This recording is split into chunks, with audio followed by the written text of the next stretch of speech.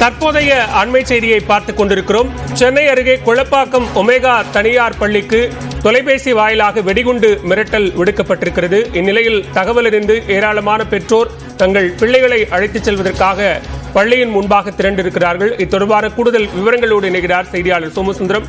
சோமசுந்தரம், விவரங்களை பதிவு செய்யலாம். இத்தொடர்பாக தற்போது எடுக்கப்பட்டு வரும் நடவடிக்கை என்ன? வணக்கம் பாலவேல். சென்னை அருகே குளப்பாக்கம் ஒமேகா தனியார் பள்ளிக்கு தற்போது மின்னஞ்சல் மூலம் வெடிகுண்டு மிரட்டலானது வந்துள்ளது. இதன் காரணமாக பள்ளியில் வெடிகுண்டு நிபுணர்கள் மோப்பநாயுடன் சோதனை செய்து வருகின்றனர்.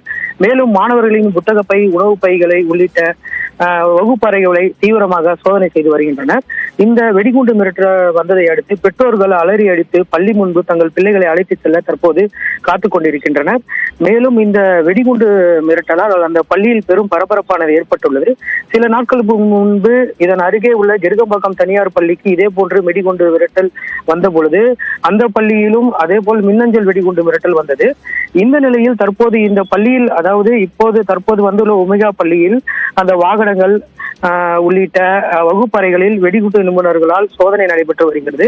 சுமார் 5000க்கும் மேற்பட்ட மாணவ மாணவிகள் படிக்கக்கூடிய இந்த பள்ளியில் இந்த மின்னஞ்சல் வெடிகுண்டு மிரட்டலால் பதற்றமான சூழல் தற்போது அங்கு நிலவி உள்ளது.